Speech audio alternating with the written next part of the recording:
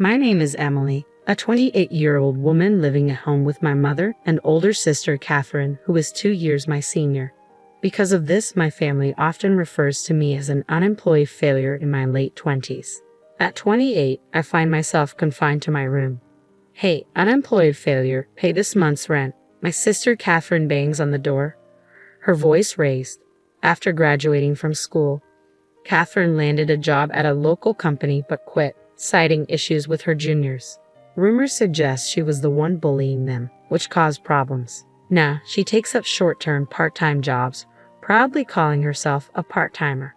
"At least I'm working part-time," Catherine often says. "You're the unemployed failure here, the lowest in this house." I've never been good at socializing, dating back to my school days when I was constantly compared to Catherine. She was outgoing and popular, while I was more reserved. Catherine enjoyed teasing me, labeling me a failure and spreading rumors about me to her friends. "She talks to bugs in the garden," she'd say, or locks herself in her room reading strange books, probably nerdy stuff. Her words and actions made me withdraw further. I avoided socializing, joined no clubs, and had no friends. My hobbies became my solace, my escape from reality. My mother, a stay-at-home mom since divorcing my father when I was young, often scolded me. "If you continue like this, you won't survive in society," she'd say. "Look at Catherine. Learn from her." But emulating Catherine was impossible. After the divorce, both my mother and sister directed their negative emotions toward me, blaming me for resembling my father. Despite this, it was my father who financially supported us, ensuring Catherine and I never struggled. I secretly kept in touch with my father without my mother's knowledge. Occasionally, we'd exchange messages. When it was time to choose a high school, he told me, "Go to the school you want, Emily. I'll pay for it." He managed to persuade my mother, and thanks to him, I attended the high school of my choice. However, my mother became stricter with me, seemingly displeased that I had gone through my father. She would often complain loudly enough for me to hear, saying things like, "It's tough having such an incompetent daughter," or, "It's strange how responsible Catherine is." Over time, I stopped confiding in my mother about myself or my future, believing it would be futile based on past dismissals. I resolved to handle things on my own. My mother held a grudge because I had once confided in my father. Her response was simply, "Once you turn 18, do whatever you want." As time passed, my mother and Catherine remained unaware of my interactions with my father, and both my sister and I grew up. Despite everything, I hoped for reconciliation with my mother and Catherine. Our bond had weakened due to the divorce, but I clung to the belief that even a small gesture could mend things. Each year, I carefully picked out gifts and celebrated Catherine's birthday. "What's this? Such poor taste," Catherine would often remark. I attempted to cook meals in the kitchen, but my mother would shut me down with, "This isn't edible. Don't do it again." No matter what I did, I couldn't improve my relationship with them. Years passed, and I began eating out more often. "How can you afford such luxuries? Where are you getting the money?" My mother would scold me. I dodged her questions, simply saying, "I have a part-time job." After turning 22, I began paying rent after my father's financial support ended. Catherine quit her job, leaving both her and my mother with no income. Their financial insecurity seemed to intensify their harassment towards me. I was charged $500 a month for rent and food expenses, while Catherine paid nothing. Despite living under the same roof, we rarely interacted or shared meals. Despite the strained situation, I decided to contribute. My family is in trouble, I thought. I have to help. However, I was shocked to discover something unsettling. I found out that, apart from me, my mother was demanding a monthly allowance of $4,000 from her own parents. Knowing my close relationship with my grandparents, they consulted me about this request. I was taken aback by the amount my mother was asking for, considering my grandparents were elderly and no longer working. Realizing they couldn't afford such a sum regularly, I asked my grandparents to redirect the $4,000 allowance to me instead, intending to pass it on to my mother. I apologized for burdening them with her demands. My grandparents looked apologetic but assured me, "Don't worry about the money. There's a reason we didn't give it directly to your mother." I feared my mother might exploit the situation if she knew I had access to that money. I held on to hope that Catherine finding a new job would ease our financial concerns and restore our family dynamics. With that hope in mind, I continued to pay a total of $4,500. One more thing, Emily, my mother announced with a smirk. Mom and I are moving to a new apartment soon. Which new apartment? I asked cautiously. Catherine proudly handed me a brochure of a luxury high-rise. Here, it's amazing, isn't it? The location, amenities, and view were indeed top-notch, but I couldn't fathom who would pay for it or why they were moving there. After all, Catherine only worked part-time jobs. Lost in thought as I examined the brochure, Catherine remarked, I might let you live there too. You? Live there too? She taunted. You're unemployed trash who can't do anything without us, right? Well, if you insist, I might consider letting you live there. What will happen to this house? I asked. We'll start the selling process and put it on the market within a month, Catherine replied, dismissing my concerns. Ignoring Catherine's remarks, I had been feeling our current house was cramped. While evaluating whether the condo was worth its price, I decided to consult a friend knowledgeable about real estate investment. He's a friend from my student days, I explained to my mother and Catherine later. His comment was, I think it's a decent property, and that convinced me. My mother and Catherine exchanged glances, clearly thrilled. It seemed they had always intended for me to foot the bill. Well then, we need to start the paperwork immediately, my mother said cheerfully. You, the shut-in, can use this as practice to get out and handle it, Catherine added with a smirk directed at me. Despite their remarks, I had already planned to go ahead with the purchase, so I didn't argue. I immediately contacted the real estate agency, went to their office, and proceeded with the purchase, not just the rent. When I returned home and informed them that I had completed the procedures, both my mother and Catherine cheered loudly. Ignoring their noise, I quickly retreated to my room. A few days before the scheduled moving day, I found a note on the boxes containing my belongings saying, no need to transport. What's this about? I asked my mother and Catherine.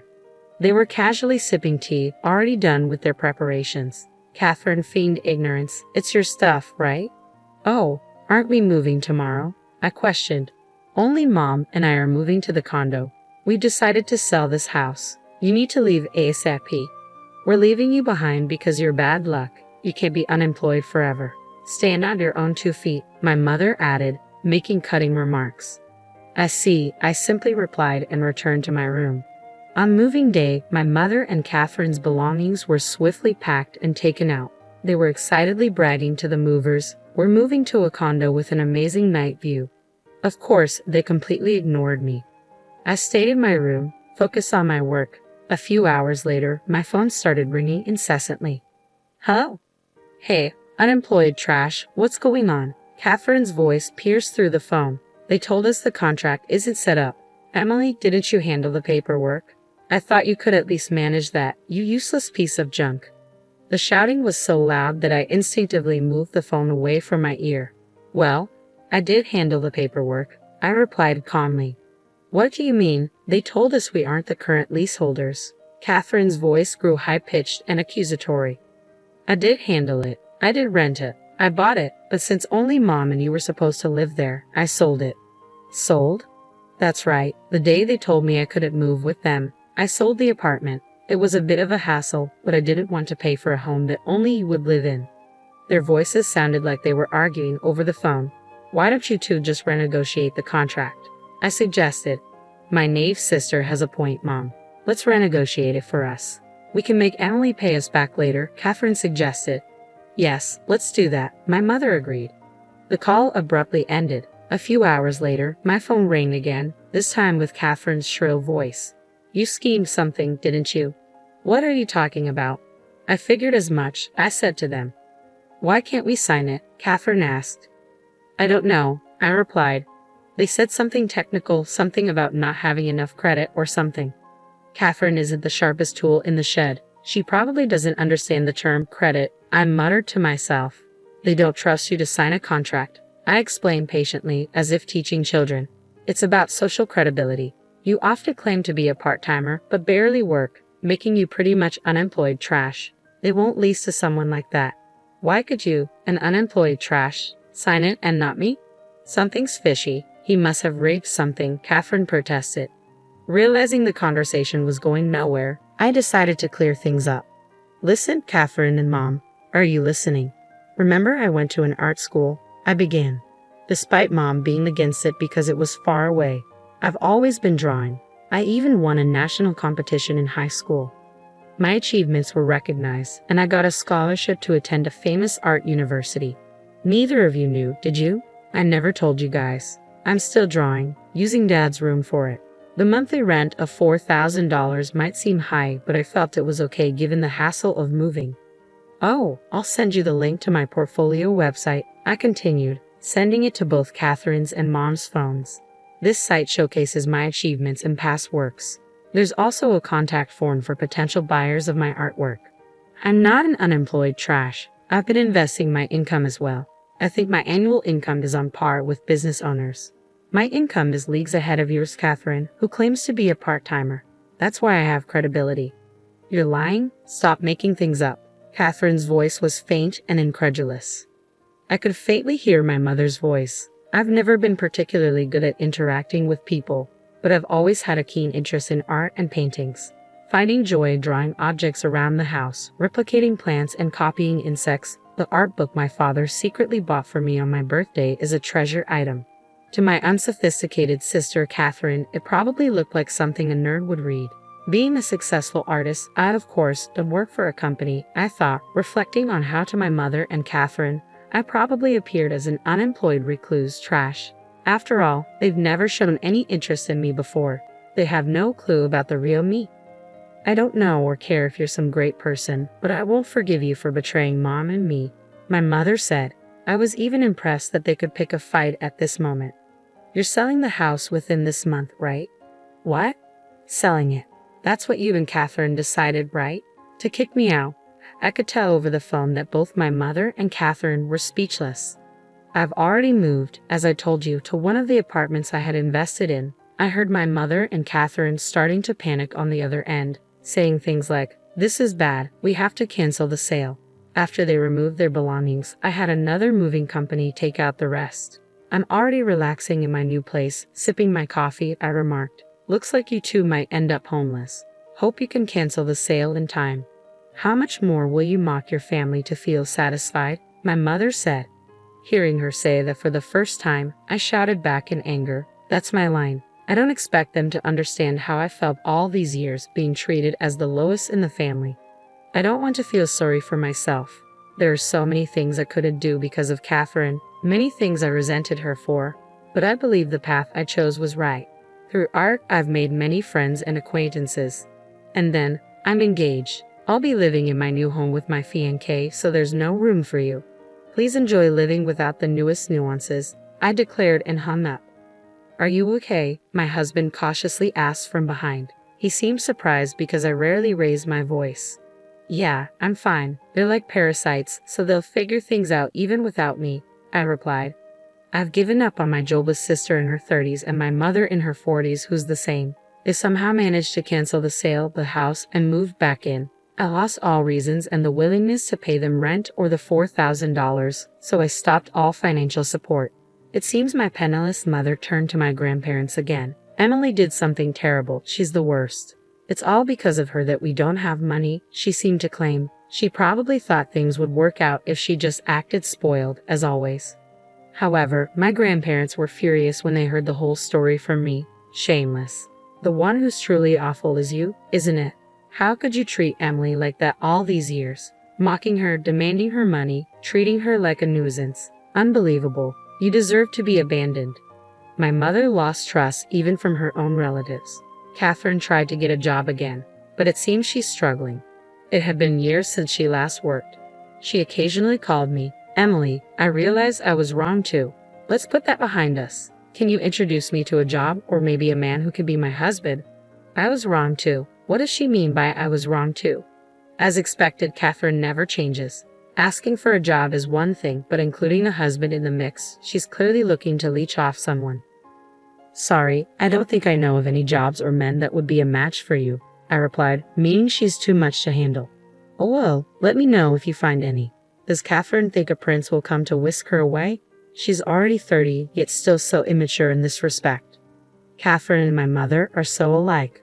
The reason my mother divorced my father was because she solely depended on his income without doing anything herself. My father, having a job with frequent overseas assignments, found it challenging to raise children, so he had no choice but to entrust their custody to my mother. He told my mother to raise us properly since he was providing ample child support. As a result, while my mother doted on Catherine, it seemed she grew to resent me, who took after my father. And now, even I have turned my back on my mother. If Catherine ever gets married, I can already foresee a similar future for her. I'm glad. I couldn't help but let those words slip about what my husband asks that I didn't turn out like Catherine, with a kind husband, a fulfilling life, and a job. I have things that neither my mother nor Catherine possess, especially considering I grew up being treated poorly by both of them.